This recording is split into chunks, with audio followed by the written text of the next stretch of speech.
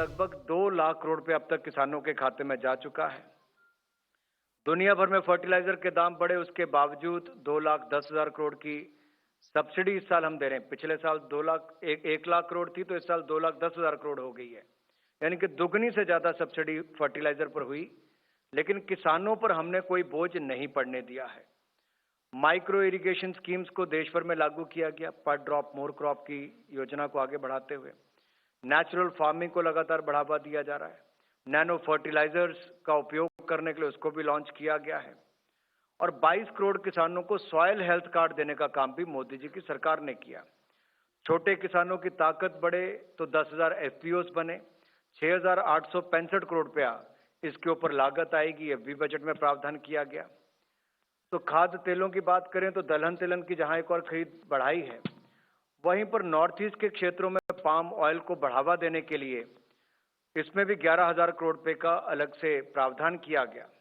ये मैंने कुछ बिंदु आपके सामने बताए जो पिछले कुछ वर्षों में प्रधानमंत्री मोदी जी के नेतृत्व में इस सरकार ने किसान कल्याण के लिए और कृषि के क्षेत्र में उत्पादन को बढ़ाने के लिए कदम उठाए हैं। अगर आज की मैं बात करूं तो एमएसपी के जो दाम बढ़े हैं, इसमें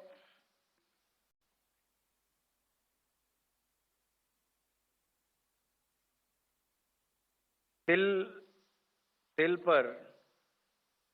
की एमएसपी में 523 रुपए की वृद्धि इस साल होगी। मूंग पे 480 प्रति क्विंटल इसकी वृद्धि है। सूरजमुखी बीज पर 385 रुपए प्रति क्विंटल और रामतिल पर 357।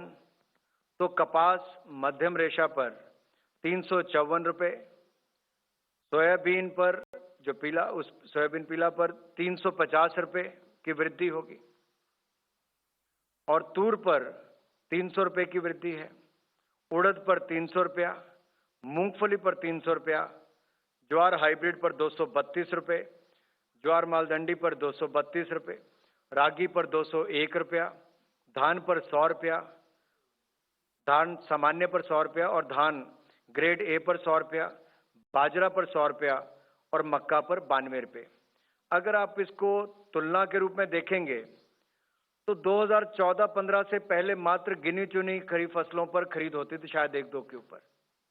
लेकिन बड़ा बदलाव मोदी जी की सरकार आने के बाद हुआ कि बाकी फसलों को भी इसमें जोड़ा गया और किसानों की आय भी बढ़ी। हालांकि कृषि के बजट में भी जो बढ़ोतरी हुई वो आप सबके सामने है कि कैसे उसमें हजारों करोड़ रुपए की वृद्धि हुई। आज से कुछ साल पहले 2013-14 में जहां मात्र 21,000 करोड़ रुपए इसका बजट होता था, वो बढ़कर 1,26,000 करोड़ रुपया हुआ है। ये अपने आप में दिखाता है कि कितना बड़ा बदलाव इसमें हुआ है। और अगर मैं इसको थोड़ा सा आपको विस्तार में और बताऊं, ये जब हम 1.5 गुना की बात करते हैं, मैं उस पर भी आऊंगा, लेकिन उत्पादन लागत में परसेंटेज वाइज अगर मैं आपको बताऊं तो तिल में 50%, मूंग पर 50%, सूरजमुखी बीज पर 56%, रामतिल पर 50%, कपास मध्यम रेशा पर 50%, सोयाबीन पर 53%, तूर पर 60%, उड़द पर 59%, मूंगफली पर 51%, ज्वार हाइब्रिड पर 50% और रागी पर 50%, धान पर 50%, बाजरा पर 85% और मक्का पर 50%। तो 50% से ऊपर ही सारे हैं। लेकिन कुल मिलाकर अगर देखा जाए तो 8 फसलों में तो कम से कम 1.5 गुना है ही। जो बाकी 6 फसलें हैं उनमें जैसे बाजरा पर 1.85 टाइम्स है, 1.85 गुना है, तूर पर 1.6 गुना है, उड़द पर 1.6 गुना है, सनफ्लावर पर 1.56 गुना है, सोयाबीन पर 1.53 गुना है। तो कुल मिलाकर इस पे लगातार इसको बढ़ावा देने का काम किया, किसानों की आय भी बढ़ी और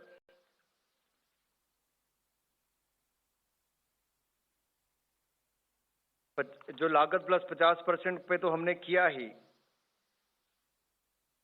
इससे अगर आप पहले की सरकारों की तुलना में देखेंगे, पहले कम खेती होती थी, न्यूनतम खरीद होती थी, उच्च आयात निर्भरता होती थी और अत्यधिक उपभोक्ता मूल्य था। अब मोदी जी की सरकार के समय अधिक खेती होती है, उच्च एमएसपी के कारण खरीद में वृद्धि भी हुई, खरीद भी ज्यादा हुई और उसको एमएसपी भी ज्यादा देने का काम हुआ। कम आयात निर्भरता हुई और उपभोक्ताओं के लिए सस्ती कीमत है। अगर आप एक्सपोर्ट्स भी देखेंगे तो आज तक का सबसे ज्यादा एग्रीकल्चर एंड एलाइड एक्सपोर्ट्स ये 50 बिलियन यूएस डॉलर से ज्यादा का हुआ है। ये अपने आप में दिखाता है कि कैसे कृषि के क्षेत्र में एक तरफ दाम बढ़ाने, योजनाओं को लाने, खरीद को बढ़ाने का लाभ किसानों की आय को बढ़ने में हुआ है और कृषि के उत्पादन में भी बढ़ोतरी हुई और आयात पर हमारी निर्भरता कम हुई है।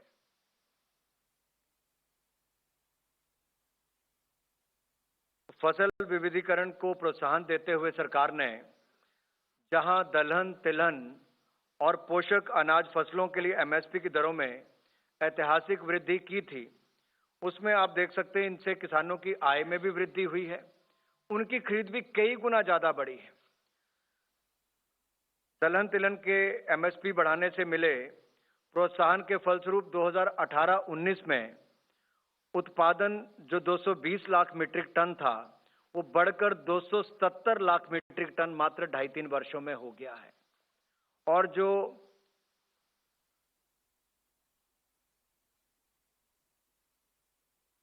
जो 315 लाख मीट्रिक टन था वो बढ़कर 385 लाख मीट्रिक टन हो गया है। यानी कि दलहन का 220 लाख मीट्रिक टन से बढ़कर 277 मीट्रिक टन और तिलहन का 315 लाख मीट्रिक टन से बढ़कर 385 लाख मीट्रिक टन हुआ है।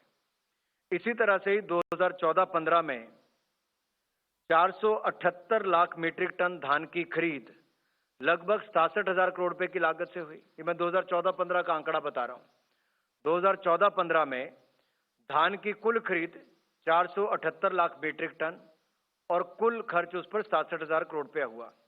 इससे बढ़कर 2020-21 में ये 476 लाख मीट्रिक टन से बढ़कर 895 लाख मीट्रिक टन हो गई और जो खर्चा इसके ऊपर 67,000 करोड़ हुआ था वो बढ़कर 1,70,000 करोड़ रुपया हुआ है। यानी कि किसानों को 1,03,000 करोड़ रुपया ज्यादा मिला है। ये बदलाव पिछले कुछ वर्षों में हुआ। ये मैं केवल एक वर्ष का बता रहा हूं, यानी कि 14-15 की तुलना में 20-21 की तुलना को अगर आप देखेंगे तो अगर आप 8 सालों का लेखा जोखा देखोगे तो लाखों करोड़ रुपए की आय, किसानों की वृद्धि भी हुई और खरीद में भी बढ़ोतरी हुई है। इसी तरह से ही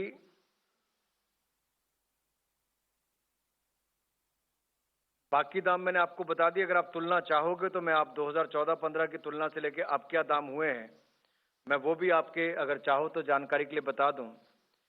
2014-15 में तिल 4600 रुपए तो आज बढ़कर वो 7830 रुपए हो गए। मूंग 4600 रुपए तो आज बढ़कर 7755 रुपए इसकी एमएसपी होगी। आप कल्पना कर सकते हैं कितना बड़ा बदलाव आया है।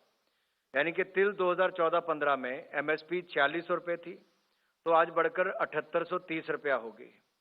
मूंग 2014-15 में 4600 रुपए थी, आज बढ़कर 7755 रुपए उसकी MSP. All right, so that was the Union Minister Anurag Thakur listing a slew of steps that have been taken by the Modi government in view of the welfare of the farmers. He goes on to talk about how the MSP on the key crops have been increased and how with time the dependency on the imports has only decreased, adding that the income of the farmers have also been raised.